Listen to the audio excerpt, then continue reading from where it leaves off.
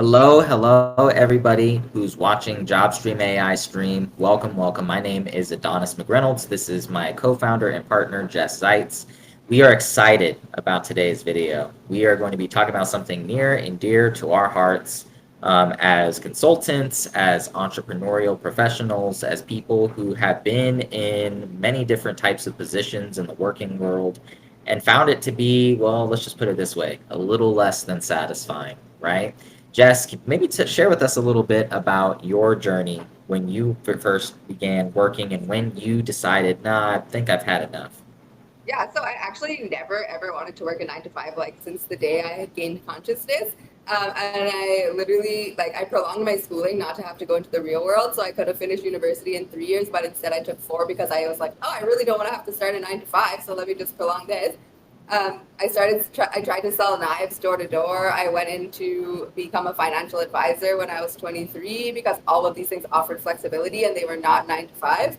Um, I definitely got involved in like several pyramid schemes when I was young before my parents had to be like, no, that's not a good idea because I was just so dead set on not working 9 to 5. And then I finally did cave in 2015 and I got my first 9 to 5 job.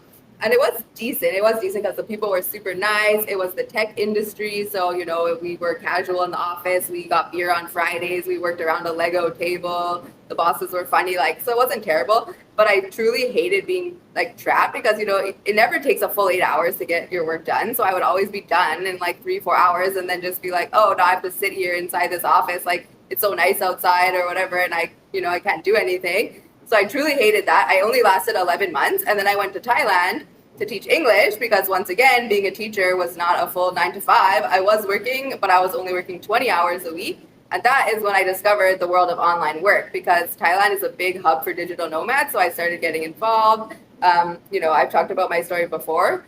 So yeah, and then I just said to myself, okay, well, now that I know that remote work actually works, because I got my first remote job writing blog posts in Thailand, and it was crazy because it was like a US guy paying me $10 a blog post. The money was coming into my Canadian bank account, and I was doing it all from Thailand. So I was like, this is mind blowing. This is crazy. Like, I'm never, ever going back to a 9 to 5. I never did. I started working remotely in 2017 and I have not looked back since. And then in 2019, I started my own business and I've been self employed ever since 2019. I would never ever go back because of the lifestyle, because of the freedom, and because of the money, and because there's no glass ceiling. So that is my story. And what about you? Yeah, for me, I had a very similar story in the sense of I never really was truly satisfied with full-time work. Now, granted, that was partially because a lot of the cultures that I was a part of, they changed, right? And they changed in a negative way. One of them was a very unethical culture, unfortunately. And when you're working in an environment where really don't believe in the purpose of what you're doing, it can be a very, very destructive thing for your soul to be trapped in that kind of environment. And it wasn't the first time I got pulled into multiple opportunities, you could call them, but at the end of the day, they just didn't really pan out the way that I wanted them to for multiple reasons. I mean, I could definitely cite some differences in terms of like my mentality and theirs, but at the end of the day, I would say that I was somebody who had that special it factor, right? I definitely was born to be a visionary, born to establish some special things, come up with some unique offers, come to the market with my own plan. So I just always felt like I was living someone else's dream, right? Somebody else had their own product that they were taking to the market and they were excited about. And I wasn't as excited about it, just quite frankly. Like, I mean, sure, maybe it was like it was cool for a time, but eventually, if you have that it factor and you believe that you have something else to bring to the table, like you got to let that fly, right? You got to let that side of yourself show. And so the reason why we're talking about these stories for our audience, okay, is because maybe you could be in one of three categories. We tend to find that people who are, thinking about entrepreneurship, thinking about starting their own businesses, they fall into three types of individuals. One is the it factor guy, right? Or the it factor gal. You have that special ingredient, that special sauce. Somebody looks at you and they say, you know what? You're very unique. The way that you think is different. The way that you carry yourself is very different. The things that interest you just aren't typical, right? And so maybe you've gotten this your whole life and you find yourself working for someone else right now, and maybe you're happy with that. Maybe you're not though. And so it's to those types of people, people that were in my shoes at one point in time or still are, that we're speaking to at this point in time, people who land in that first bucket.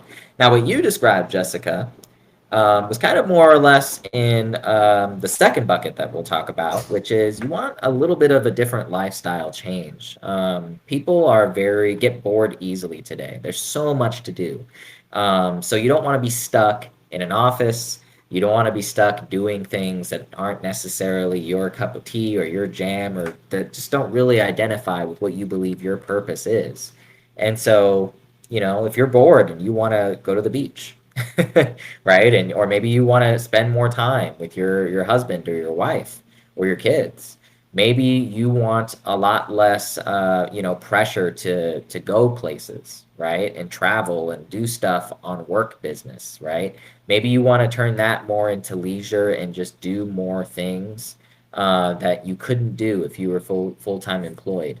Um, I get that. That makes total sense. This video is for you. We want you to know that that dream, it can be a reality.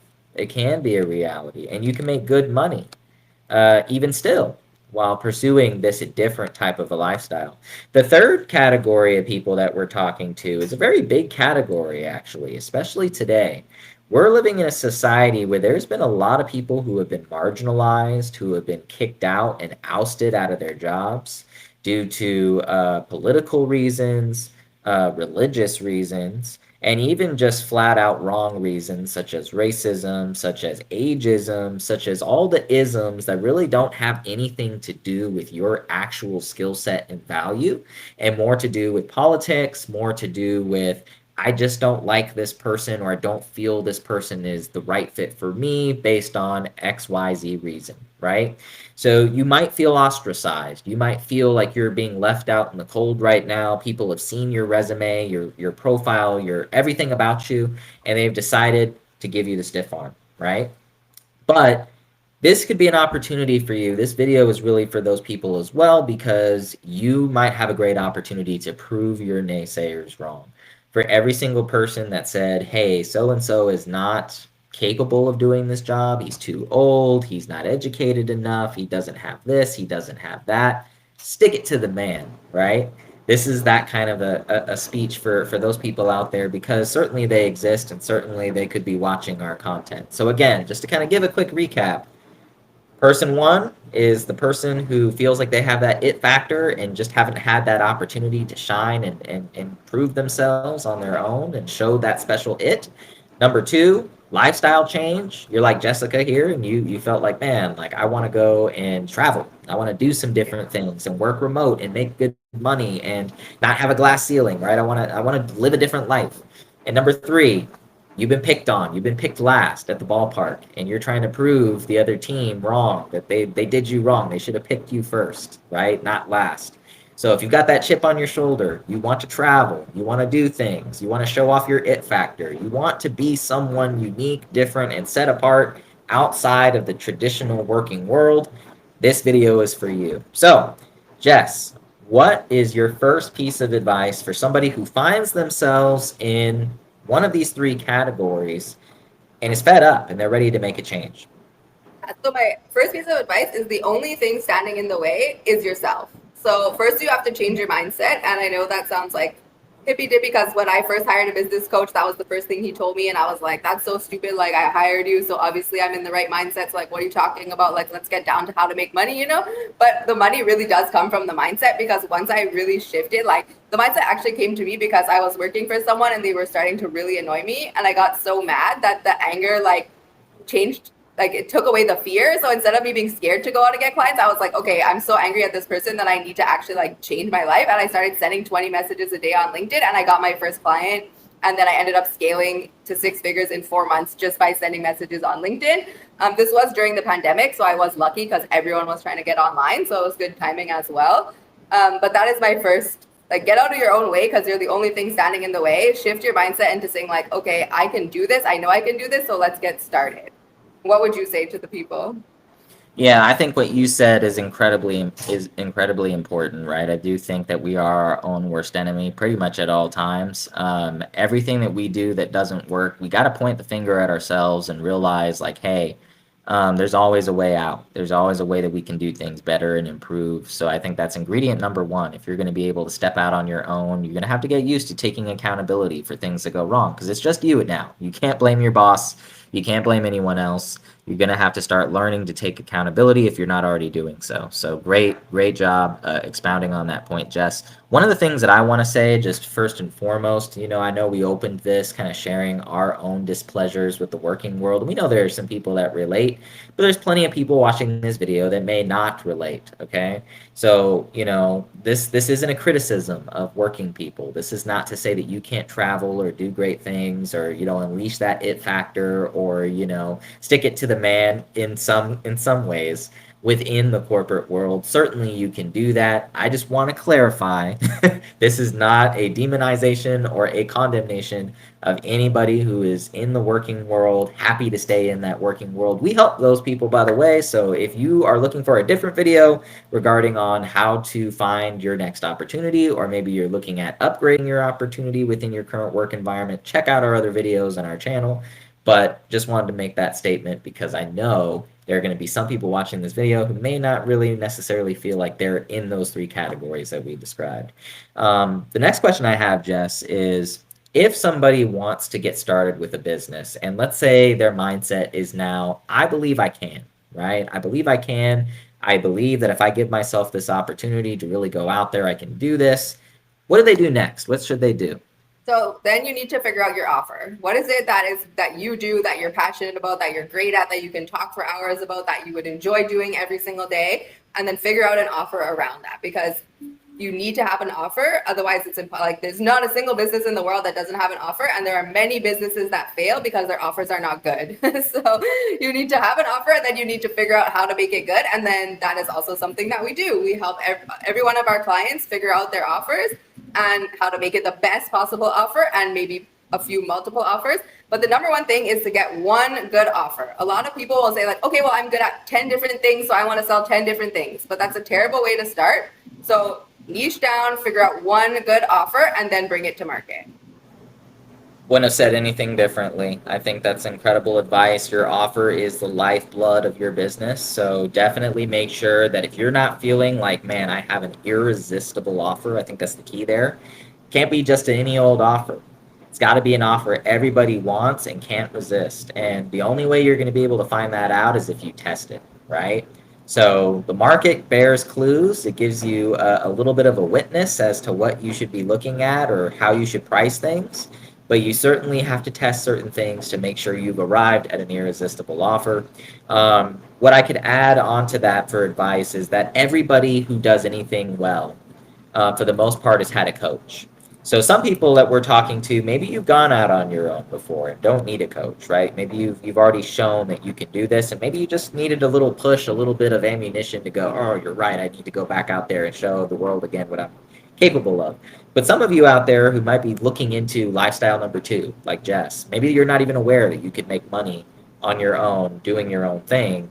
This is where having a guide comes in, who can say, hey, we've been there, we've done that, we've made money doing other things, we're happy, we're leading the life that we want to live, we're able to travel, do things that we want to do, and still be able to pay the bills and support our families.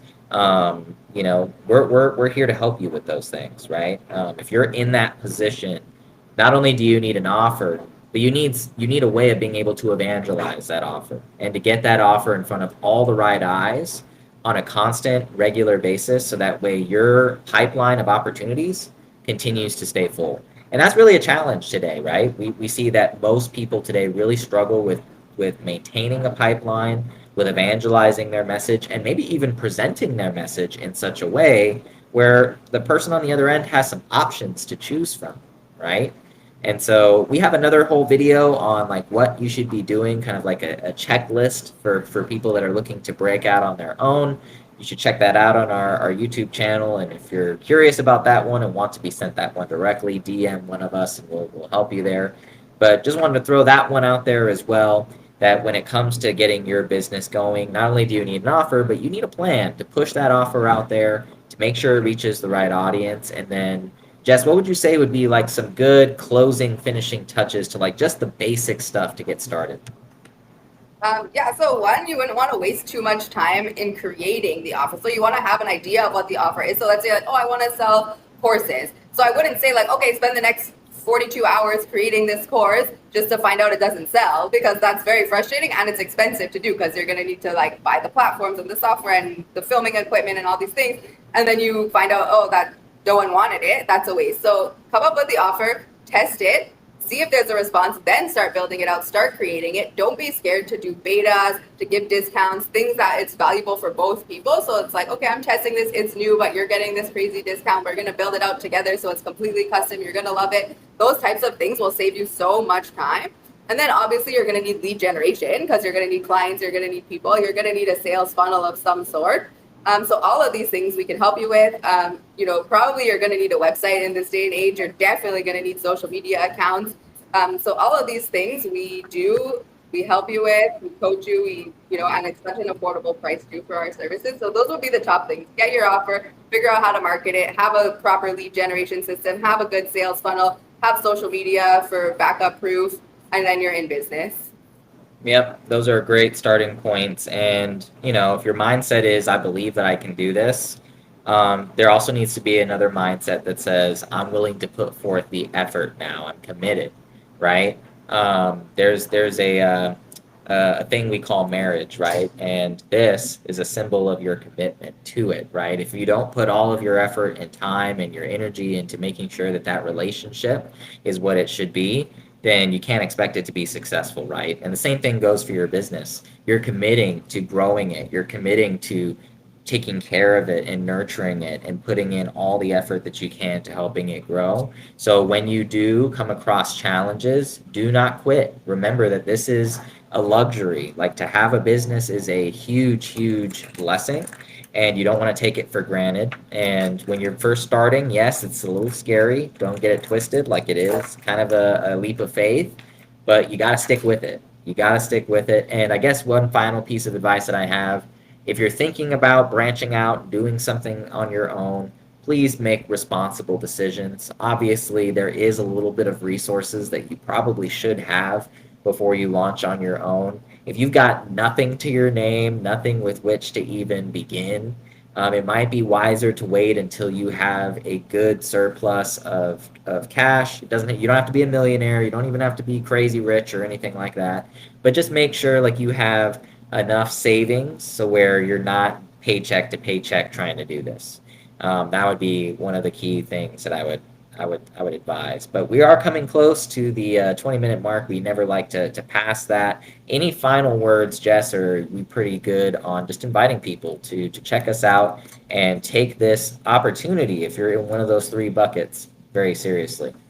Yeah, absolutely. That's it. I mean, I would just say choose your hard. Sitting at a desk 9 to 5 working for someone else is hard, and then doing your own business is hard. But choose which hard is more rewarding for you, and you'll be happy. I couldn't say it better myself. So, with those wise words, we're going to end the call. We thank you so much for joining, and yeah, we look forward to seeing you on the other side. Check us out at jobstreamai.com. See you next time.